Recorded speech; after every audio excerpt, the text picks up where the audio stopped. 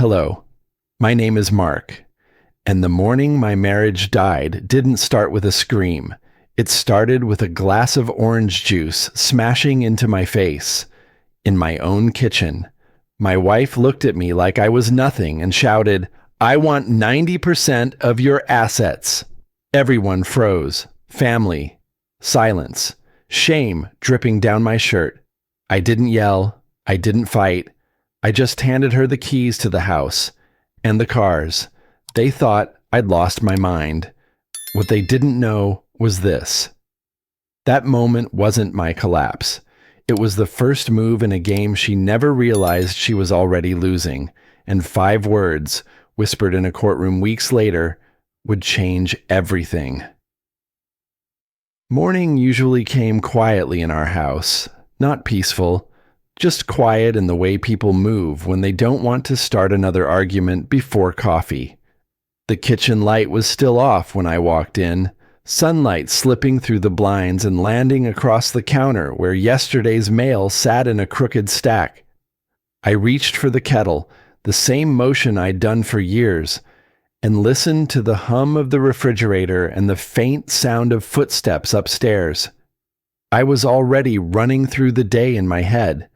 A meeting I couldn't miss, a payment due by Friday. My son's backpack, half zipped, leaning against the wall where he'd dropped it the night before. These were the things I focused on lately. Small, practical details. They were easier to manage than the tension that had settled between my wife and me like a low fog.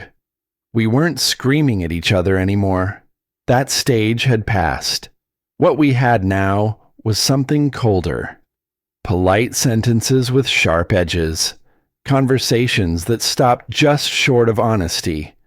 I told myself it was a phase, that if I kept things steady, kept my voice even, kept showing up, we'd find our way back to something workable.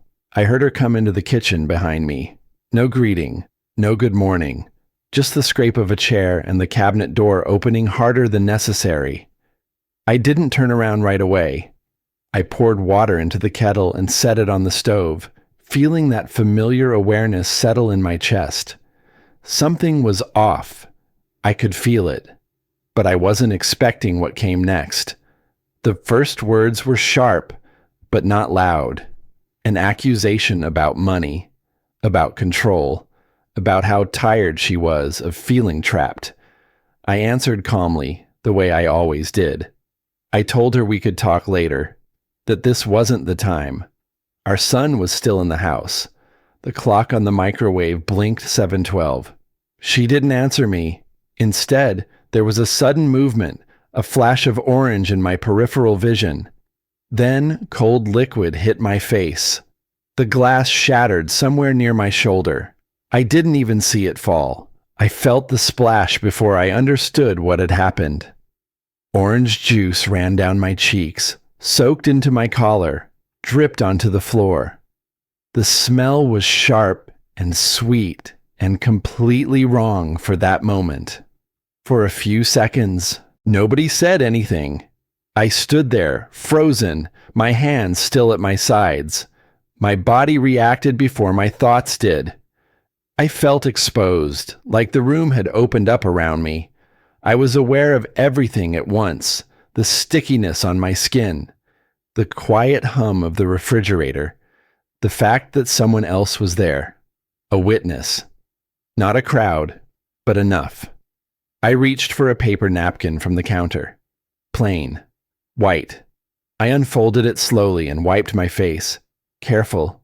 Deliberate. Juice soaked through the thin paper almost immediately.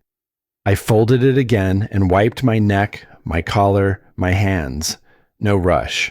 No words. Silence pressed in heavier than any shouting could have. Then she found her voice. "I want 90% of your assets," she shouted. Not yelled in anger, declared, like she'd practiced it. 90%. The number landed hard. It wasn't emotional. It wasn't random. It was specific, calculated. As she kept talking, listing what she deserved, what she was entitled to, Something in me shifted. This wasn't a fight. This was a move. I listened without interrupting. Inside, my thoughts sharpened. I wasn't afraid of losing money. Money could be rebuilt.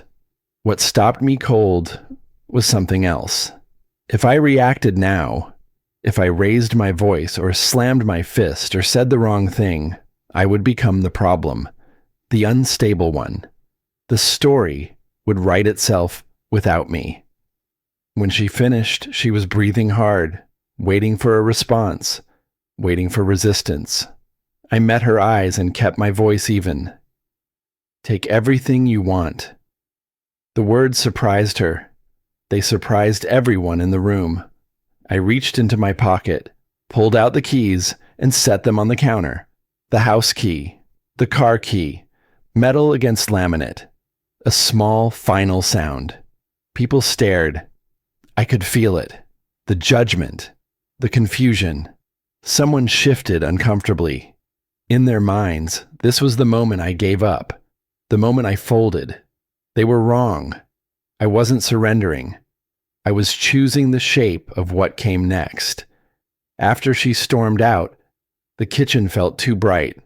I stood there alone, the napkin still damp in my hand. That was when the humiliation finally reached me. Not during the splash, not during the shouting. After. When the room emptied and the quiet returned. I knew this moment would follow me. I knew people would talk. I also knew something else, something steadier beneath the sting. I had just been underestimated. And that mistake would matter. They thought that was the moment I broke. But the breaking never came. Not then. Not in the kitchen. Not even after the door slammed behind her. I just stood there, soaked in orange juice, the cold starting to dry, sticky on my skin. My collar clung to the side of my neck. The napkin I'd used was balled up in my palm. I hadn't thrown it away yet. I couldn't move. Eventually, everyone else did. One by one, they left the room. No one said anything to me. Not a glance. Not a hand on my shoulder. Not even a muttered, "You okay?" Just footsteps. Slow, quiet ones, like they didn't want to disturb whatever mental collapse they assumed I was having. When the last door closed upstairs, the silence took over. Not peace, just absence. I sat at the edge of the kitchen stool, not fully seated, just resting, halfway between standing and giving up. The house, once filled with routine and movement, felt bigger than it was, empty, like a theater after the last act. I stayed like that for a while, listening to nothing. The ticking of the wall clock, a car passing outside, the occasional creak of the floor upstairs. My mind wasn't racing. It was indexing. I kept going back to the moment, not like watching a scene, but more like scrolling through photos. The way her hand gripped the glass, the twist in her mouth when she said 90%. The flick of my son's eyes when he saw me flinch. I remembered who looked away, who shifted uncomfortably, who didn't say a word. I didn't feel sad. I didn't feel angry, either. Not the kind that makes your hands shake. What I felt was dismissed, like I'd been erased from my own story. Later that afternoon, my sister called. Not right away. Not to check on me. "Hey," she started, like nothing had happened. Mom said there was some kind of blow-up? Some kind. That's how it was going to be described. A blow-up. As if juice flying through the air and a demand for 90% of everything I'd worked for was just a bad morning between spouses. She was just really upset, she continued. You know how she gets. I didn't answer. Don't take it personally. She's just been under a lot of pressure. Did she tell you what she said? A pause. She mentioned something about finances. Look, maybe you two just need space. I almost laughed. Instead, I nodded even though she couldn't see me. Then came the classic line. Just don't escalate things. Think about your son. Think about my son. As if I hadn't been doing that every single day, including that morning when I was the one packing his lunch, making sure his science project was in the car. As if keeping calm while being humiliated wasn't already choosing him.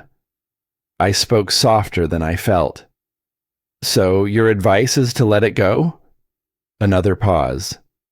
Sometimes, silence keeps things from getting worse. It was always me who had to swallow things down. That was the unspoken rule. I took the hits. Verbal, emotional, so everyone else could stay comfortable. I was the stable one, the one who didn't yell, didn't walk out, didn't cause a scene. It turns out people mistake that for being weak. Later, I stepped out to the driveway. The sun was low, casting long shadows. I pulled out my spare key to the car. The other set was already hers. She hadn't waited. She took the keys I handed her and moved like someone who knew exactly what they'd come for. I drove aimlessly for a while, past the grocery store, through the high school parking lot, ended up parked behind the library. Neutral spaces. No one would look for me there.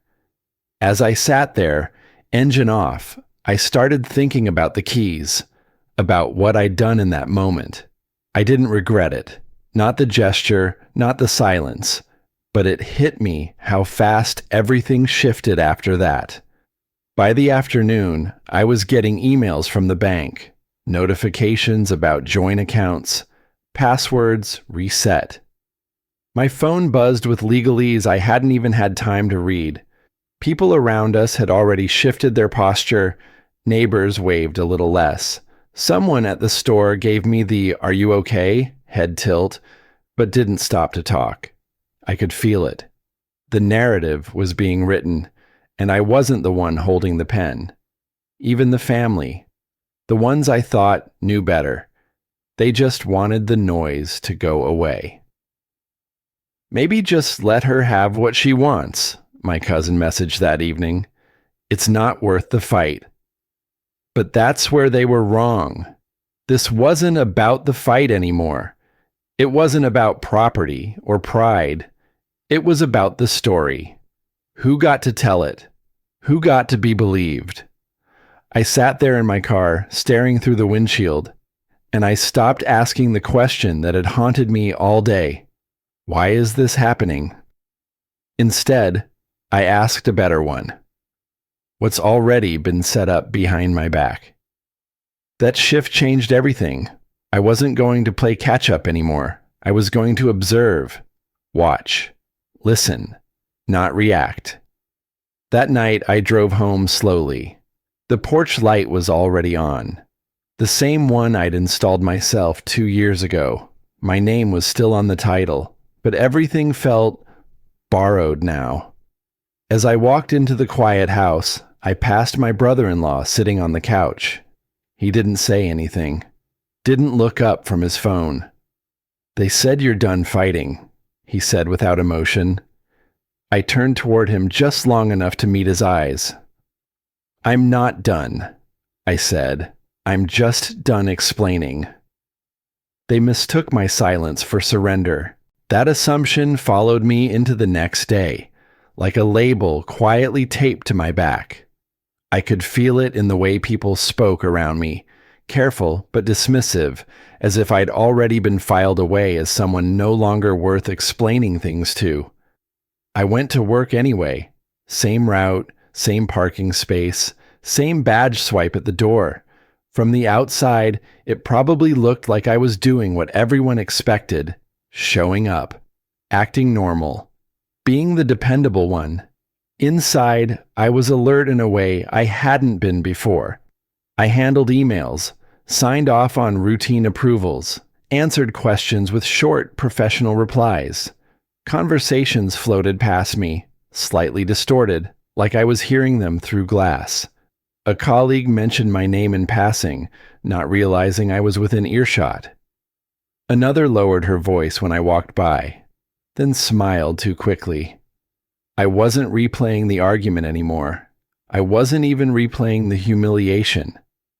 My mind had shifted to something colder, timing, precision, the way my wife had chosen her words, the certainty in her voice when she demanded what she wanted. That kind of confidence doesn't come from emotion alone. It comes from preparation. Late in the afternoon, after most people had left for meetings or early pickups, I stayed behind. The office was quieter then, the kind of quiet that lets you hear your own thoughts. I pulled up a folder I hadn't looked at in a while. Routine paperwork. Documents I trusted because I always had. One file caught my eye. Not because it was new, because it wasn't. I stared at the signature on the last page longer than I should have. At first glance, it looked like mine. Same slant, same initial loop. Close enough that no one would question it at a distance. But something felt wrong.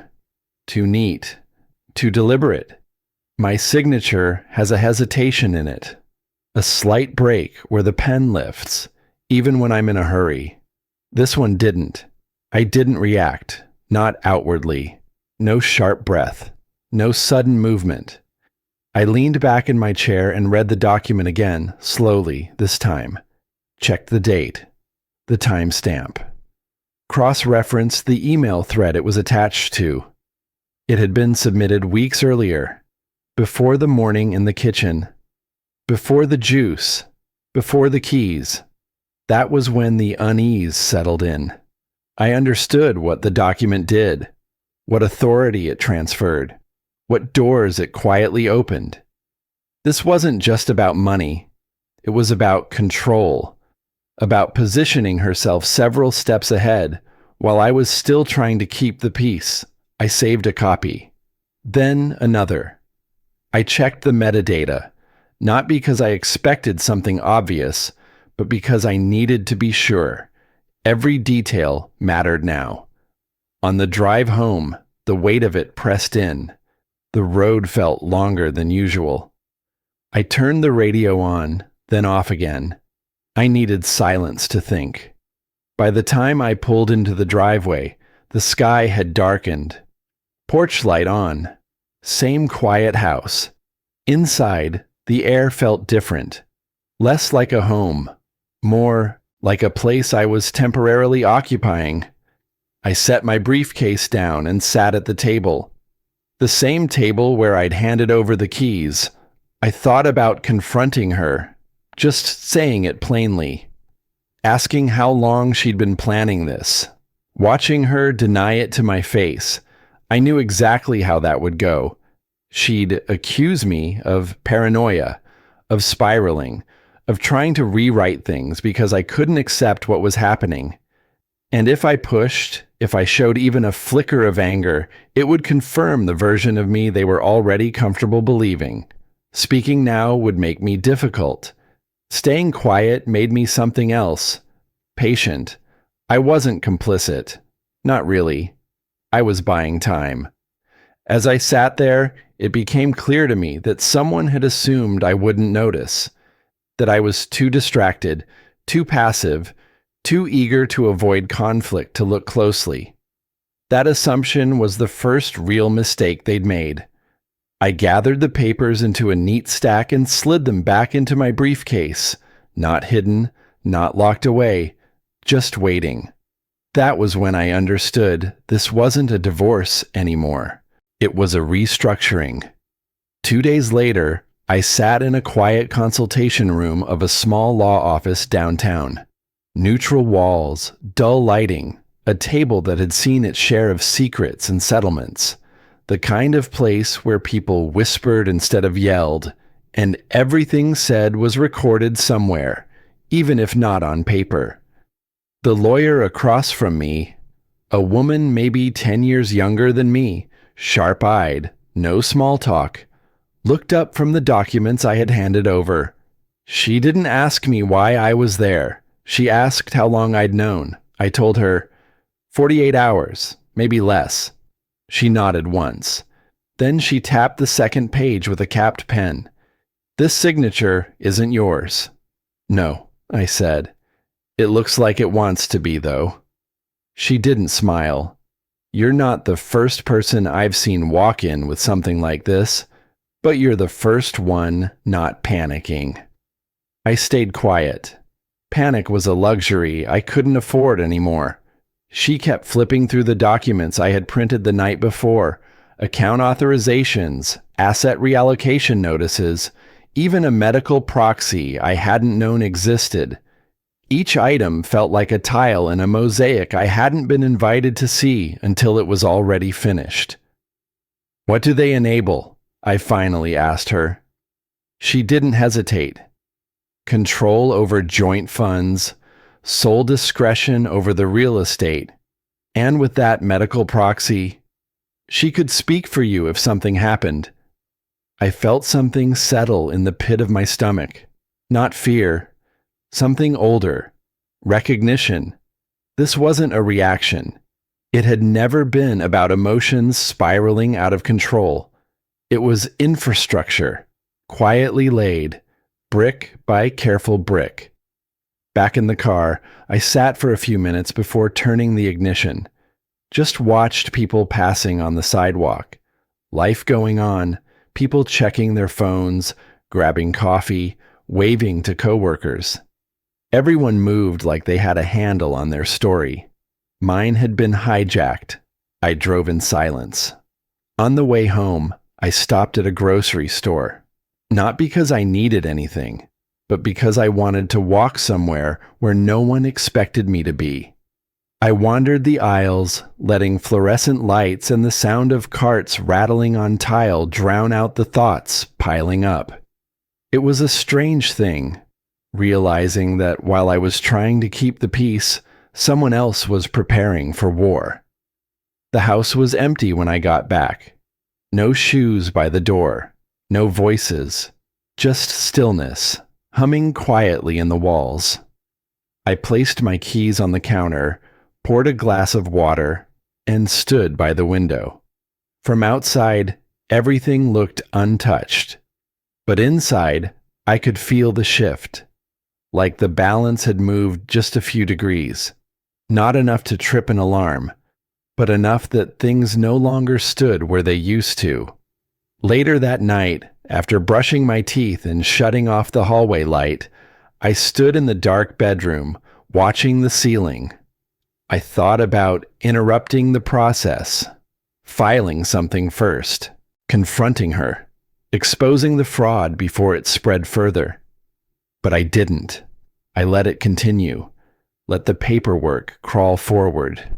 Let the assumptions harden like concrete drying in the sun. People believed I had surrendered, so they watched me less. They spoke more freely, and that gave me time. I realized something. Lying there in the dark, power doesn't always wear a crown. Sometimes it looks like stepping aside. Sometimes it's letting someone take what they think is yours, because they stop looking for what you're keeping.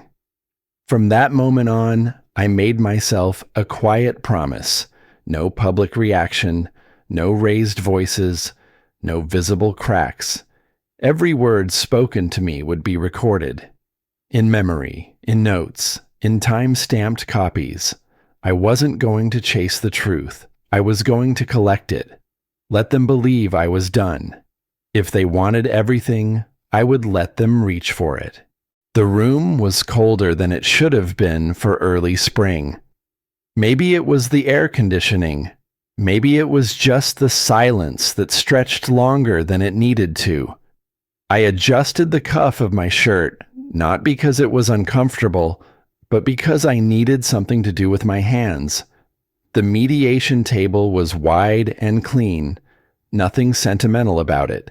Legal pads, bottled water, neutral colors, a space designed for negotiation, but somehow it always felt like performance. She walked in 5 minutes late, calm, collected, not in a rush.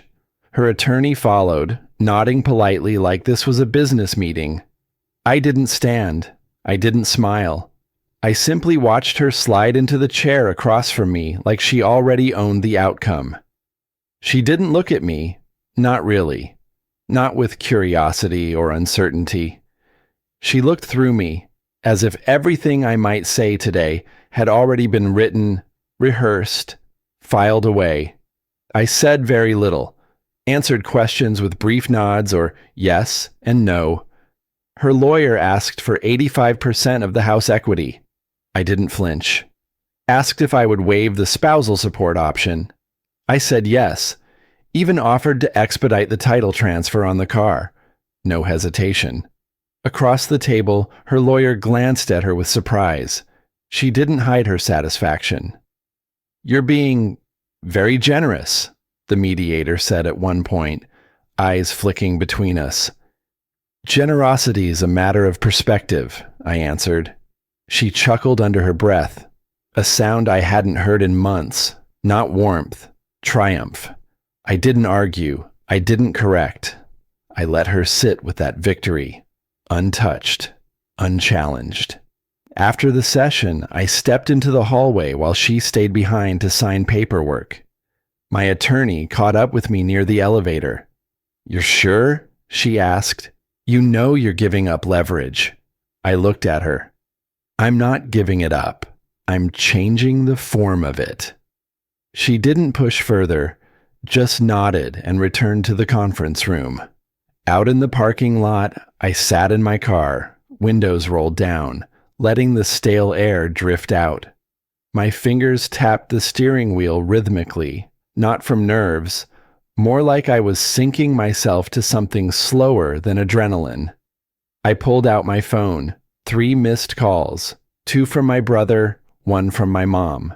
I didn't call back. At home later that night, I reheated leftovers, the kind you eat standing at the counter. No appetite, just something to fill the silence. I opened a notepad on my laptop and updated the file I'd been keeping. Not documents, observations. What was said, what was assumed, what was left out. Patterns. A comment the mediator made kept echoing. "Are you sure?" Of course I wasn't sure. Who's ever sure while they're pretending to lose? But I kept my role. Kept quiet. The hardest part wasn't the paperwork or the property. It was the silence, the stares, the look on people's faces when they thought I had given up. The disappointment in voices that used to admire my steadiness. I wanted to scream, just once, just enough to remind them I was still thinking, still present. But then what? The plan cracks. The performance ends. So I kept it in.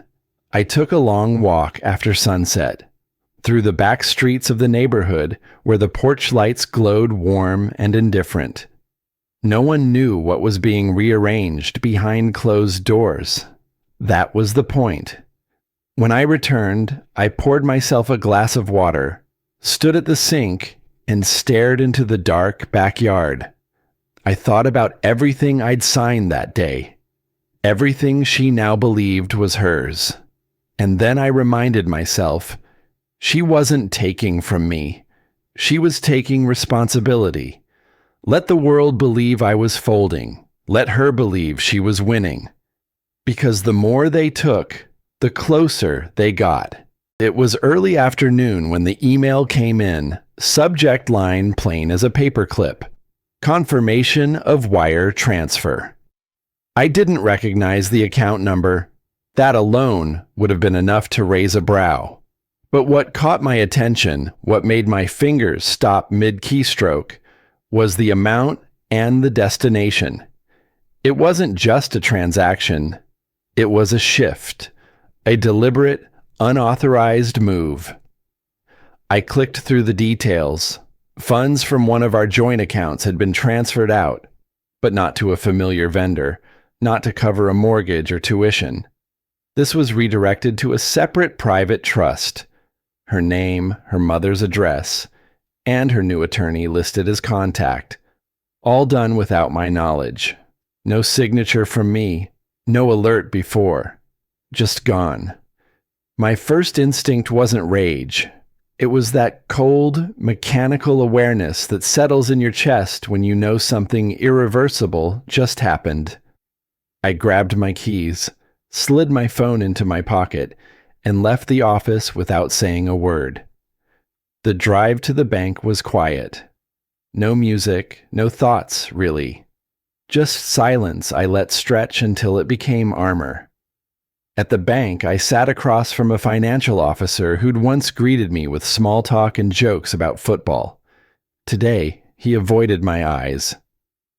"I just need to understand when the request was made," I said, keeping my voice even, "and how it was authorized." He tapped his keyboard, the screen reflecting faintly in his glasses. "It was submitted 3 days ago. Online portal. Logged in with the joint credentials. Signature uploaded. My name, but not my doing." "Can I see the signature file?" I asked. He hesitated, then turned the screen toward me. It looked close, enough to fool someone who didn't know better. But I knew. It wasn't how I curl the R. It wasn't how I cross the T. "This isn't mine," I said. The man looked uncomfortable. We were under the impression, well, both parties had agreed. "No," I said, firmer this time. One party took. The ride back wasn't quiet this time. I called her. Straight to voicemail. I didn't leave a message. I wanted a real-time response, not a crafted reply. I tried her attorney next. He answered on the third ring. "I just saw the wire," I said. "There was no approval, no consent. That's fraud." "It's perfectly legal," he replied, too quickly, too rehearsed. "The assets are being divided per preliminary agreements. Your silence up to this point has been interpreted as implicit acceptance." Silence as consent. That was the game. I exhaled slowly. "Let me be clear. That account is still jointly held, and I never authorized that transfer." "Well, it's already been executed," he said flatly. "If you want to make this difficult, we can go that route." "I'm not making anything difficult. I'm making it legal." He paused. "Then I suppose we'll see each other soon." I hung up. The apartment was empty when I got back. The echo of my shoes across the floor reminded me how much space she used to fill, how recently this place felt too small for two. I stood in the kitchen, staring at the drawer where we used to keep the checkbook. I opened it. Empty. Not just the checks, the folder of shared receipts, the spare keys, the emergency credit card. Gone. She hadn't just packed up. She'd erased traces. That takes planning. That takes time. And I'd let her. I leaned against the counter, my jaw clenched until it hurt. This wasn't divorce anymore. This was an operation. I sat in the living room with my laptop. I pulled up our mediation documents, financial agreements, emails. I began comparing timelines. Not just dates, but tones. I noted where her language shifted from discussion to declaration. It was all there, the signs. I hadn't missed them. I'd just chosen not to act. Until now. Later that evening, I stood outside on the balcony. City lights blinked below like machines that didn't care who they belonged to. I thought of all I'd given up silently. Not for peace, but for position. I had let her step forward, let her believe I was too weak, too tired, too compliant. But that line had been crossed now. Not symbolically, legally. I wasn't just protecting myself anymore. I was preserving truth. And the truth had been manipulated, forged, and filed without consent. I picked up my phone and opened the voice memo app. I spoke plainly, for myself. March 14th, unauthorized transfer, forged signature, documented with bank rep, recorded call with her attorney, notified. I saved it, not because I needed evidence for court, but because I needed to hear my own voice, not retreating, not doubting, clear. For the first time in weeks, I felt aligned, not emotionally at peace, but morally grounded. They'd mistaken patience for permission, and now they'd learn the difference. It started on a Thursday morning, nothing special about it. I just stepped into the office, coffee in hand, when Denise from HR gave me a look. Not her usual polite nod. This one was cautious, almost pitying. That was the first sign.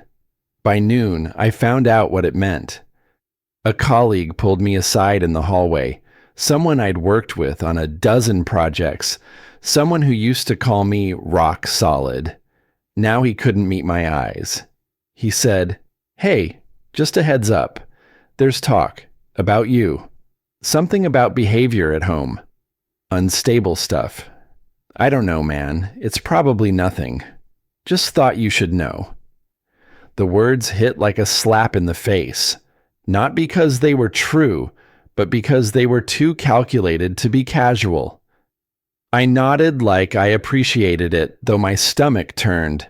That kind of rumor doesn't just float into existence. Someone had planted it, someone who knew what it would cost. By the time I made it back to my office, my inbox had the cherry on top, a formal email from leadership asking if I'd be available for a check-in the following day. Language dressed up to sound friendly, but I could read between the lines. This wasn't concern. It was containment. That's when it became clear. They weren't just taking things. They were coming for who I was. The next few days felt like walking through fog. People avoided eye contact. Conversations stopped when I walked by. The kind of shift you can't measure, but you feel in your bones. I was still showing up, still doing my job, but the air had changed. I wasn't a person anymore. I was a question mark. At home, I stared at the ceiling long after midnight. I heard my phone buzz on the nightstand, ignored it, then picked it up an hour later, reading the same 5 sentences over and over in a message from my brother. "Hey, did something happen with you and Sarah? I'm hearing weird stuff.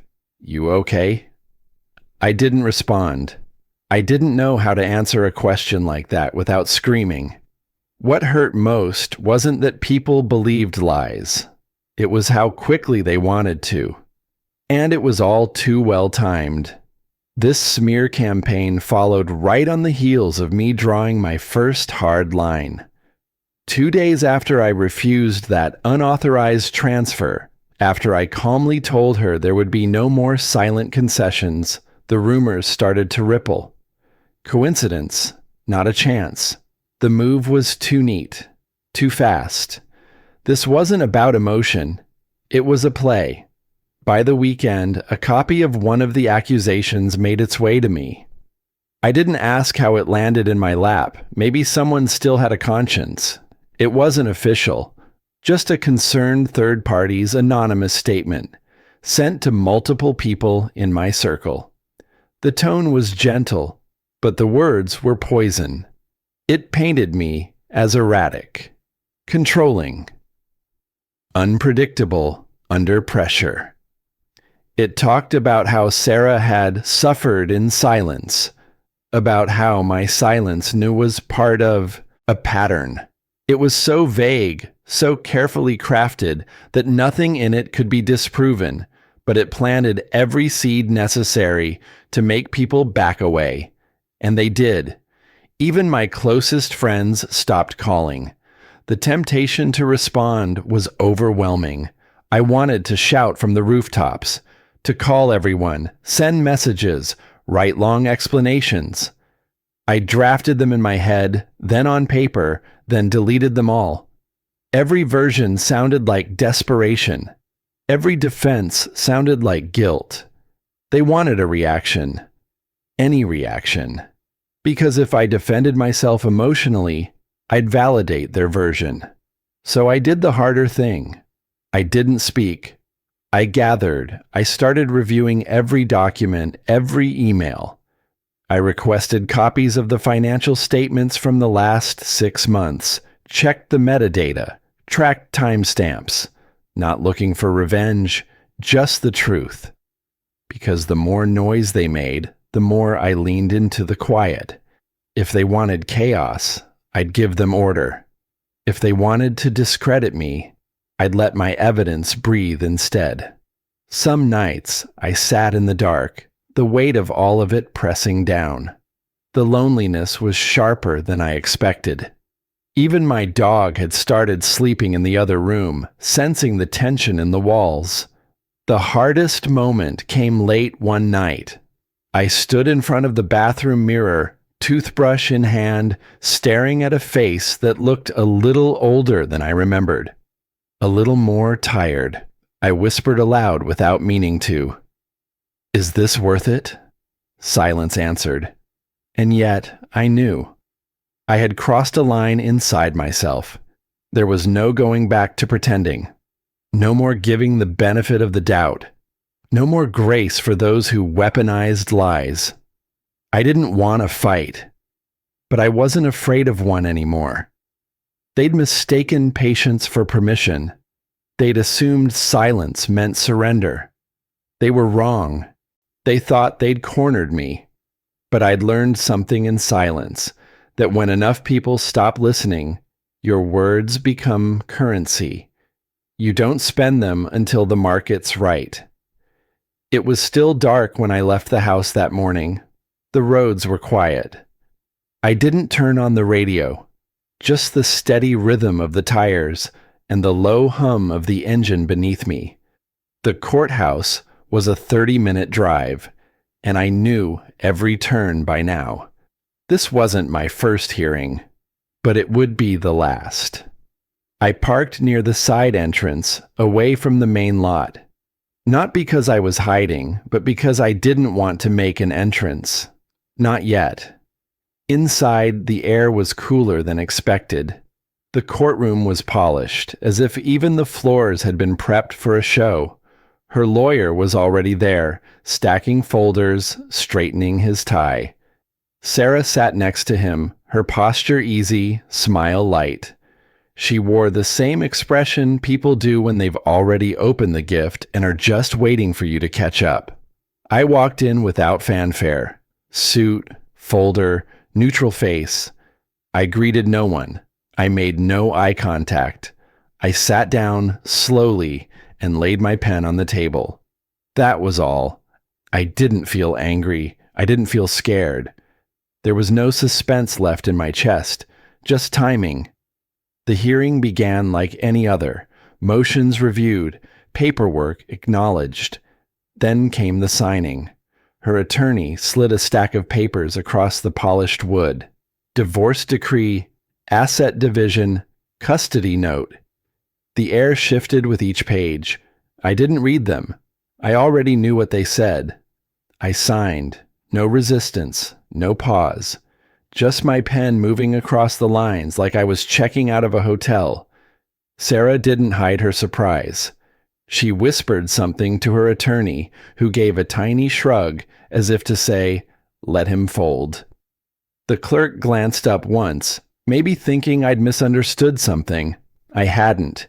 Each signature was a dot on the map, leading them exactly where I needed them to go. A few minutes later, just as the judge began his closing statement, it happened. A tap at the door. Quiet. Then an assistant entered, slipped a sealed folder to the clerk, who walked it directly to the judge. He opened it, read the contents, blinked once, and then everything stopped. The judge looked over his glasses toward our table. "Mr. Hale," he said slowly, "we have a procedural issue that requires immediate attention. Please hold." My attorney, who until then had played the background like a professional shadow, finally moved. He leaned toward me and whispered, "It's here." 3 minutes passed in silence. Then a bailiff handed copies of the folder's contents to both legal teams. Sarah's lawyer opened his. I watched the muscles in his jaw tighten. Her face shifted next.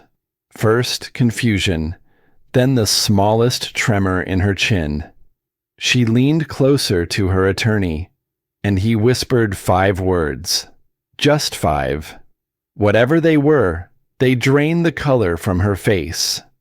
Her hand reached for the water glass in front of her, but she didn't drink, just held it, like something solid was the only thing keeping her upright.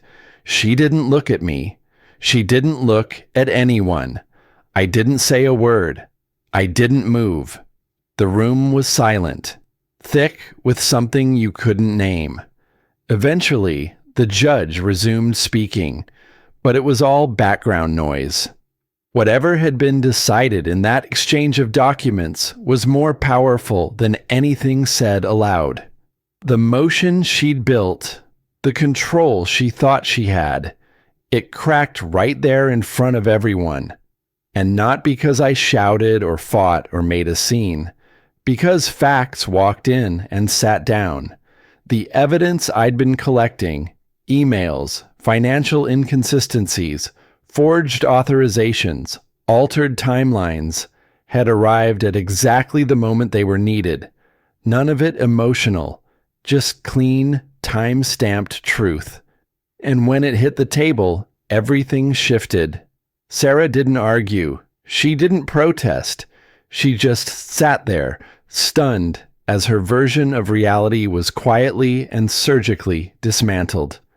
I looked at her once, not with anger or satisfaction, just finality, because winning didn't feel loud. It felt final. As we stood to leave, I caught sight of a small object in her purse, a necklace I'd given her years ago, a gift tied to a moment in our marriage when things still felt real, when we still believed the same things. It used to symbolize something. Now, it was just decoration. And that was the part that landed hardest. Not the money, not the fight, not even the lies. It was seeing how far we'd come from the people we were. But I didn't dwell. I walked out into the sun, pulled my phone from my jacket, and turned it off. No texts, no calls, no explanations.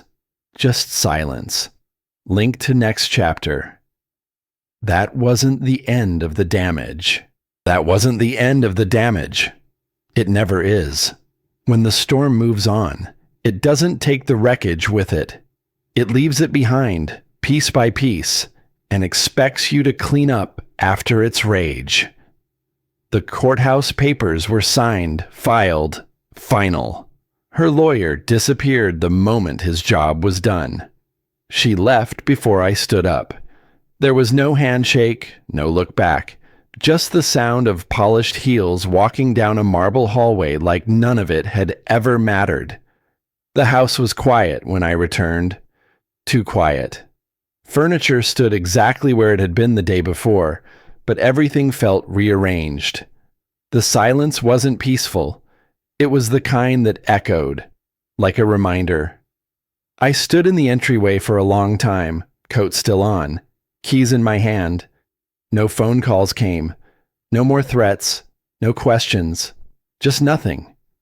Justice, when it finally comes, is a quiet thing. No trumpets, no applause. Just papers and folders, and tired people walking out of rooms that don't belong to them. The calls stopped. The messages ended.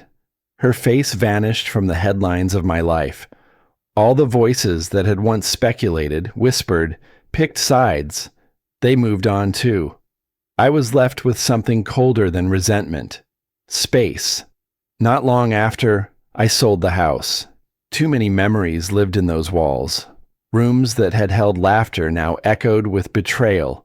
I packed what mattered into boxes, left the rest for the realtor, and signed it away just like I had signed everything else. I rented a modest apartment on the edge of town, smaller, simpler. There was no room for nostalgia. Just a table, a couch, a kitchen that didn't feel like a battlefield. It suited me.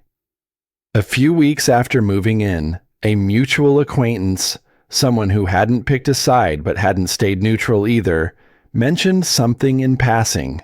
She'd left the city. Quietly. No farewell, no celebration. Just gone. She'd lost her job. Not publicly, not dramatically. But someone in legal had flagged the inconsistencies. Someone else had noticed the pattern. One by one, doors closed. There was no joy in hearing it. No sense of victory. Just confirmation. Consequences don't always look like punishment. Sometimes they're just doors that don't open anymore. I didn't gloat. I didn't reach out. I didn't tell anyone what I'd known all along. Because at that point, it didn't matter who believed what. The truth had already done its work. What stayed with me wasn't what I'd gained. It was what I knew I wouldn't get back.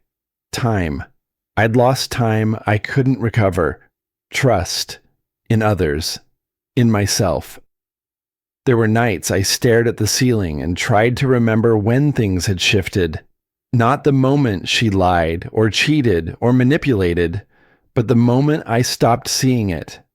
That was harder to face. The version of me before all this, before the silence, before the restraint, he didn't survive. And that's not tragedy. That's cost. But somewhere between the grief and the weight, small routines returned. I started waking up early again. Not because I had to, but because the morning felt honest. I brewed coffee the way I liked it. Strong, with no one complaining it was too bitter. I walked to the park most evenings, sat on the same bench near the pond where I used to take our daughter when she was little. She doesn't remember those afternoons, but I do. That memory isn't hers to carry. It's mine to keep. At work, I kept my head down, rebuilt my standing, one quiet task at a time. Some colleagues returned, slowly, unsure. Some never did. That's fine. Reputation is like soil. It takes time to repair after it's been scorched. One day, while sorting through an old storage box, I found something from the beginning. A notebook, cheap, spiral-bound, filled with scribbled ideas, thoughts, things I'd written when we first got married. I'd forgotten it even existed. I almost threw it out, but I didn't. Instead, I sat down and read every page. It wasn't sentimental, it wasn't even good writing, but it was real. That notebook reminded me of a version of myself who still believed in things. And maybe that's what I'd been trying to reclaim. Not a marriage, not revenge, but belief. And slowly, I started to write again. Not for anyone else, not to be heard, just to make sense of things. There's a line I wrote back then, buried on page 14, that stuck with me. It read, "Some things can be taken, others have to be handed away." At the time, I didn't fully understand it. Now I do. No one took my pride. I handed it away, for peace. No one took my silence. I chose it, for strategy. No one took my kindness. I held on to it, for me. This wasn't a story about being broken. It was a story about learning where the cracks already were, and fixing what I could, slowly, painfully, deliberately. I don't know what comes next. I don't have some grand advice or clean conclusion. But I do know this. You don't always win by fighting louder. Sometimes you win by outlasting the noise. And when the dust finally settles, you'll still be standing, not because you didn't break, but because you learned how to bend.